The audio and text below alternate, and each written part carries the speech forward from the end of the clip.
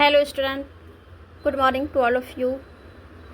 आज हम लोग कार्यपालिका के बारे में पढ़ेंगे, जिसमें कि कार्यपालिका हम किसे कहते हैं। आइए पहले इसको क्वेश्चन देख लेते हैं कि किस प्रकार से किसी भी एग्ज़ाम में, अब तो ग्रेजुएशन में भी अलग से सेमेस्टर सिस्टम जो हुआ तो उसमें सेमेस्टर में आता है, सेकंड सेमेस्टर में, और फिर पीजी या एमए में भी जो है कार्यपालिका का अलग से क्वेश्चन आता है। हालांकि कार्यपालिका सरकार का अंग होता है, जो कि सरकार के ये 3 अंगों में से एक अंग है कार्यपालिका। पहला है व्यवस्थापिका, दूसरा है कार्यपालिका और तीसरा है न्यायपालिका। जानना तीनों को ज़रूरी है। सरकार के 3 अंग जो है तीनों को जानना ज़रूरी है। लेकिन व्यवस्थापिका हम लोग पढ़ चुके हैं, उसमें भी व्यवस्थापिका के ऊपर किस प्रकार से क्वेश्चंस आता है ये हम लोग देख लिए हैं। और फिर कार्यपालिका के अंतर्गत किस प्रकार से क्वेश्चंस आता है, हम कई सालों के क्वेश्चंस को देखें, जिसमें कि अलग अलग तरीक़ा से बात एक ही रहता है, लेकिन जो है उसको उलट फिर करके कैसे कैसे दिया जाता है। जिसमें कि है कार्यपालिका के प्रकार को बताइए, कार्यपालिका की प्रतिष्ठा में बढ़ोतरी का एवं व्यवस्थापिका की प्रतिष्ठा के ह्रास के कारण को समझाइए। दूसरे जो ये क्वेश्चंस है वो इस प्रकार से आता है कि कार्यपालिका के विभिन्न प्रकारों का वर्णन करें, इसके विविध कार्य क्या है, यानी कि कार्यपालिका को जानेंगे, इसके प्रकार को जानेंगे और ये क्या काम करती है उसे हम जानेंगे। और आधुनिक राज्यों में कार्यपालिका के अधिकारों में वृद्धि के कारण को जानेंगे। कार्यपालिका के विविध कार्य क्या क्या है, कार्यपालिका की शक्तियों में अभिवृद्धि के कारण का परीक्षण करें, ये भी इस प्रकार से क्वेश्चन आता है। कार्यपालिका से क्या समझते हैं, इसके प्रमुख कार्यों की विवेचना करें, यानी कि घुमा फिरा करके जो है कुल मिला करके इसी तरह से जो है ये क्वेश्चन आता है। तो आइए हम जानते हैं। सबसे पहले हम जानते हैं कि कार्यपालिका क्या है। जैसा कि हमने कहा कि सरकार के तीनों अंगों में से कार्यपालिका एक महत्वपूर्ण अंग है। पहला जो व्यवस्थापिका है वो व्यवस्था करते हैं, वो कानून को बनाते हैं, लेकिन उस कानून का क्रियान्वयन करना, उस कानून को लागू करना, ये जो है कार्यपालिका का काम होता है। संपूर्ण प्रशासनिक तंत्र, यहाँ पे तंत्र है, टाइप मिस्टेक हो गया है, संपूर्ण प्रशासनिक तंत्र कार्यपालिका सरकार का वह अंग है। संपूर्ण प्रशासनिक तंत्र जो होते हैं वो कार्यपालिका के धुरी के रूप में चारों ओर घूमते रहता है। कहता है जो कार्यपालिका है, कार्यपालिका के चारों तरफ जो है प्रशासनिक तंत्र जो है वो धुरी के रूप में घूमते रहता है। आगे हम इसे डिटेल में जानेंगे कि किस प्रकार से इसे जो है हम धुरी समझते हैं और किस प्रकार से ये चारों तरफ जो है इसका परिक्रमा करते हैं। ठीक है, गिलक्राइस्ट ने कहा है कार्यपालिका के बारे में कि यह सरकार का वह अंग है जो कानून द्वारा अभिव्यक्त जनता की इच्छा को क्रियान्वित करता है। जैसा कि हम जानते हैं कि जनता जो है अगर किसी मांग को लेकर के आंदोलन करते हैं, ठीक है, तो वहाँ पे डायरेक्ट जो है कोई नेता या कोई मंत्री वहाँ पे नहीं आते हैं। वहाँ पे कौन आते हैं, वहाँ पे प्रशासनिक तंत्र आते हैं, यानी प्रशासक आते हैं, प्रशासन के अधिकारी पदाधिकारी आते हैं और वो जानते हैं कि किस मांग के कारण ये आंदोलन या धरना या प्रदर्शन जो है कर रहे हैं। तो वो जो है क्या करते हैं, वो जानते हैं और वो जानने के बाद जो है उसे अपने कार्यपालिका जो प्रमुख है या फिर जो हमारे उस विभाग के जो मंत्री हैं, जो व्यवस्थापक हैं, जो कानून को बनाने वाले हैं, उनके तक जो है क्या करते हैं, पहुंचाते हैं। तो प्रशासनिक तंत्र क्या है, जनता की इच्छाओं को जानते हैं और उनकी जनता की ही इच्छा को क्रियान्वित करते हैं।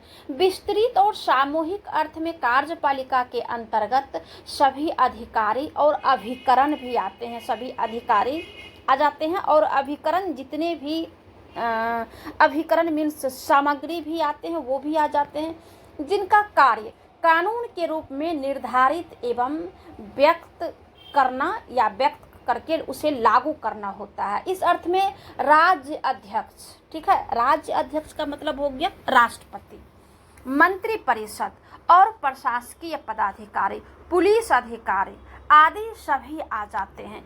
लेकिन राजनीति शास्त्र में कार्यपालिका शब्द का प्रयोग संकुचित अर्थ में किया जाता है।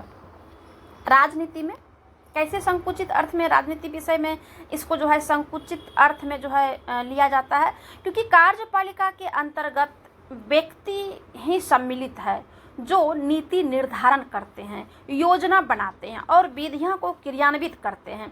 तो इस अर्थ में जो राज्य अध्यक्ष होते हैं या जो शासन अध्यक्ष होते हैं, शासन अध्यक्ष हम किसको कहेंगे, प्रधानमंत्री को भी कहेंगे, राष्ट्रपति राज्य अध्यक्ष कहेंगे, उनकी मंत्री परिषद, जैसे प्रधानमंत्री है तो मंत्री परिषद आदि ही कार्यपालिका के अंतर्गत आते हैं। ये है सिर्फ राजनीति शास्त्र के अंतर्गत, ठीक है, क्योंकि कहा गया है कि ये तो पूरा विस्तृत है। आप अगर देखेंगे अपने लाइफ का पूरा पार्ट देखिए, अपने लाइफ का हर एक क्षेत्र को देखिए, आपको हर एक क्षेत्र में प्रशासन मिल जाएगा, आपको हर एक क्षेत्र में प्रशासक मिल जाएगा। आप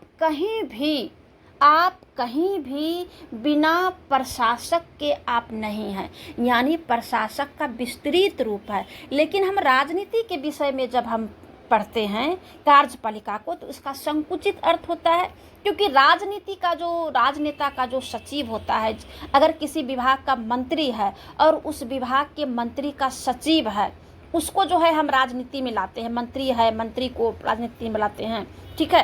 तो ये क्या है कि कौन कौन आते हैं, राज्याध्यक्ष, शासन अध्यक्ष और उसकी मंत्री परिषद कार्यपालिका के अंतर्गत आते हैं।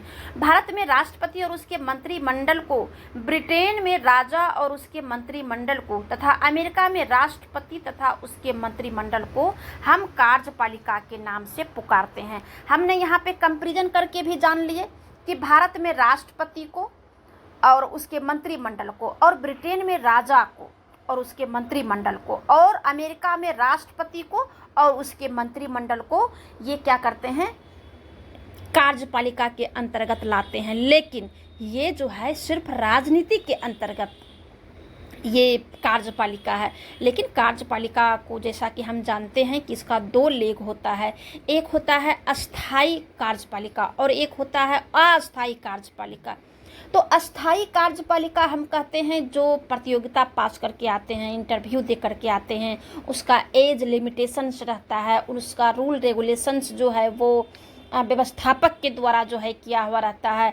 तो ये हुआ अस्थायी कार्यपालिका। अस्थायी कार्यपालिका जैसे किसी विभाग के मंत्री, मंत्री परिषद, राज्याध्यक्ष, राष्ट्राध्यक्ष, ये सब क्या है, अस्थायी कार्यपालिका है। क्योंकि जो मंत्री या जो मंत्री परिषद में जो सदस्य अभी है वो अगले टर्म में नहीं भी रह सकते हैं, वहाँ उस जगह पे कोई दूसरे लोग आ सकते हैं। तो ये क्या हो गया, ये अस्थायी हो गया। दूसरी बात, जैसे ही लोकसभा या विधानसभा भंग होता है तब उस समय जो है कोई मंत्री परिषद नहीं रहते हैं, कोई भी मंत्री नहीं रहते हैं, ठीक है। लेकिन अस्थायी में क्या होता है कि हर एक समय, हर एक क्षण आपको उस पोस्ट पे मिलेंगे। तो ये हुआ कार्यपालिका के अस्थायी और अस्थायी कार्यपालिका। अब हम जान लेते हैं कि कार्यपालिका के कितने प्रकार है, इसके टाइप्स भी कह सकते हैं, इसका स्वरूप भी इसे हम कह सकते हैं। जरूरी नहीं कि हम इसे प्रकार ही कहेंगे, इसे हम स्वरूप भी कह सकते हैं, ठीक है। जैसे पहला है राजनीति एवं अस्थायी कार्यपालिका। पहला तो राजनीति है और साथ में अस्थायी कार्यपालिका है। अस्थायी कार्यपालिका जैसा कि हमने कहा, जो प्रतियोगिता पास करके IAS पदाधिकारी, IPS पदाधिकारी, ठीक है, जो 5 साल में रिटायर नहीं होते हैं या 5 साल में उसका टर्म खत्म नहीं होता है, उनका एज लिमिट है 60 है, 65 है, 62 है, इस टाइप से रहता है, ठीक है। और वो इंटरव्यू दे के आते हैं और वो उसे जो है प्रतियोगिता पास करके आते हैं, तो वो हुआ अस्थायी कार्यपालिका, ठीक है। तो निर्वाचित कार्यपालिका के सदस्य, जिसमें कि राष्ट्रपति आ गए, प्रधानमंत्री आ गए, मंत्री परिषद आ गए और संसदीय सचिव जो आते हैं, ये राजनीतिक कार्यपालिका के श्रेणी में आते हैं। इसके अतिरिक्त जैसा कि हमने कहा कि प्रतियोगी परीक्षा जो पास करके आते हैं, ये हुआ अस्थायी कार्यपालिका, इसमें जिलाधीश भी आ जाते हैं। दूसरा है नाम मात्र की एवं वास्तविक कार्यपालिका, ठीक है। एक होता है नाम मात्र की कार्यपालिका और दूसरा होता है वास्तविक। जैसा कि हम लोग जानते हैं हमारे यहाँ संसदीय प्रणाली है, तो राष्ट्र अध्यक्ष जो हमारे यहाँ है, जिसको कि हम राष्ट्रपति के नाम से जानते हैं, वो क्या होते हैं, वो होते हैं नाम मात्र की कार्यपालिका। वास्तविक कार्यपालिका है, वास्तविक कार्यपालिका हमारे प्रधानमंत्री जी आते हैं जो वास्तविक रूप में वो काम करते हैं। ठीक है, आइए देख लेते हैं क्या है कि नाम मात्र की कार्यपालिका वह है जिसके नाम प्रशासन के संपूर्ण कार्य होते हैं। ठीक है, ये हुआ नाम मात्र से जो भी काम देश के होंगे वो राष्ट्रपति के नाम से होंगे। राष्ट्रपति राष्ट्र अध्यक्ष होते हैं, राष्ट्रपति देश के प्रमुख नागरिक होते हैं, राष्ट्रपति देश के प्रथम नागरिक भी होते हैं, और जो भी काम होते हैं भले उसके पास कोई अधिकार नहीं है लेकिन उन्हीं के नाम से सारे काम होते हैं। ठीक है, और उन्हीं के नाम से, उन्हीं के साइन और मोहर से कोई भी कानून बन के तैयार होगा। ठीक है, कोई भी कानून को लागू किया जाएगा।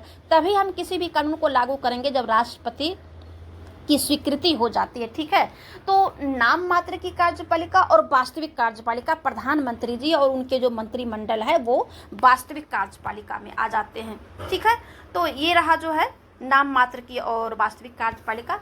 आइए तीसरे नंबर का जो हम जान लेते हैं कि एकल एवं कार्यपालिका। तो इस अंतर का आधार शासन शक्ति धारण करने वाले यदि अंतिम रूप से एक ही व्यक्ति में निहित है तो उसे हम एकल कार्यपालिका कहते हैं। ठीक है, एकल कार्यपालिका किसे कहेंगे कि आंतरिक रूप से या पूर्ण रूप से आधार शासन शक्ति धारण करने वाले यदि अंतिम रूप से एक ही व्यक्ति में निहित है तो उसे हम क्या कहेंगे, एकल कार्यपालिका। यहाँ पे एकल कार्यपालिका है। बहुल कार्यपालिका जो है एकल कार्यपालिका के जस्ट उलट होगा।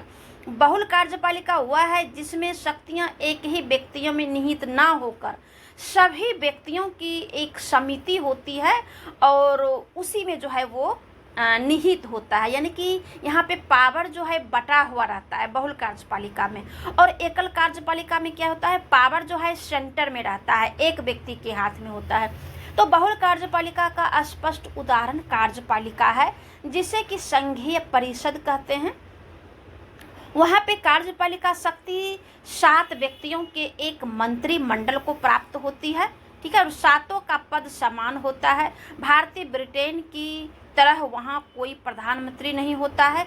एकल कार्यपालिका अध्यक्षात्मक शासन में होती है और वहाँ राष्ट्रपति कार्यपालिका होते हैं। ये आप इसे स्विट्जरलैंड सब में जो है कह सकते हैं। ठीक है, क्योंकि वहाँ पे जो है इस प्रकार के होते हैं, वहाँ पे प्रत्यक्ष लोकतंत्र है और कोई भी काम जो है वहाँ पे जनप्रतिनिधि के द्वारा जो है डायरेक्टली नहीं होता है। जनप्रतिनिधि तो होते हैं लोग, लेकिन वो जनता के सहमति से एक कमेटी के द्वारा जो है वो काम करते हैं और उस कमेटी के जो अध्यक्ष होते हैं वो राष्ट्रपति होते हैं।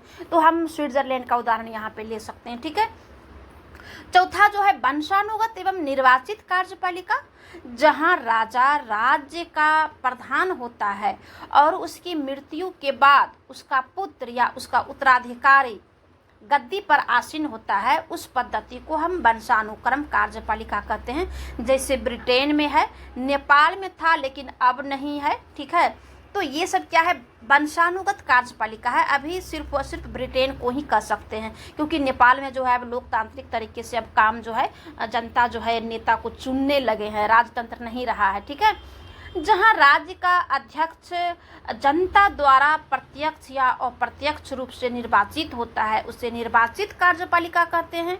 भारत, इटली, फ्रांस, अमेरिका, इस सब में क्या है, ये यहाँ पर है निर्वाचित कार्यपालिका होते हैं। ठीक है, तो यहाँ पे आप लोगों को समझने में बहुत आसानी हुआ होगा। और भी देख लेते हैं, और भी है उत्तरदायी संसदीय और अनुत्तरदायी अध्यक्षात्मक कार्यपालिका। ठीक है, यहाँ पे है उत्तरदायी संसदीय और अनुत्तरदायी अध्यक्षात्मक कार्यपालिका। तो इस कार्यपालिका में भेद किया जा सकता है किस प्रकार से कि कौन सी कार्यपालिका उत्तरदायी है या कौन सी अनुत्तरदायी है। तो यहाँ पे उत्तरदायी कार्यपालिका वह होती है जो संसदीय आधार पर गठित होती है, जैसे अपने यहाँ भारत में संसद के प्रति प्रत्यक्षतः उत्तरदायी होती है, जैसे भारत, ब्रिटेन, जापान आदि। अध्यक्षीय व्यवस्था में राज्य का अध्यक्ष राष्ट्रपति होते हैं, उसकी अपनी सत्ता होती है, वह सीधे जनता द्वारा चुना जाता है, वह संसद में खड़े होकर उत्तर देने हेतु बाध्य नहीं होता है, अतः उसे अनुत्तरदायी कहते हैं। इसको हम अमेरिका में ले सकते हैं, यूएसए में, ठीक है। यूएसए में जो है जो राष्ट्रपति होते हैं वो भी जो है चुन के आते हैं, ठीक है। छठा जो है लोकतांत्रिक और तानाशाही कार्यपालिका। लोकतांत्रिक और तानाशाही कार्यपालिका। कार्यपालिका का एक प्रकार यह भी देखने को मिलता है जिसका कार्यपालिका का चुनाव जनता द्वारा होता है तथा वह उसे हटा भी सकती है, वह लोकतांत्रिक कार्यपालिका कहलाती है, जैसे भारत, जापान, अमेरिका आदि देशों में है। किंतु जहां शासक जनता द्वारा नेता चुने जाते हैं और नहीं जनता उसे बदल सकती है तो वे तानाशाही कार्यपालिका कहते हैं। जैसे इराक के अपदस्थ सद्दाम, अरब देश के, कुछ अफ्रीकी देश के, पाकिस्तान के, ये सब में क्या है कि ये सब में तानाशाही कार्यपालिका होते हैं, ठीक है। अब जो है आगे क्लास में हम पढ़ेंगे क्या पढ़ेंगे, कार्यपालिका के कार्य क्या है, तो बहुत लंबा हो जाएगा, आप लोग पढ़ेंगे भी नहीं, सुनेंगे भी नहीं, तो आज यहाँ तक ही रहता है और इसे जो है कल कंप्लीट करेंगे।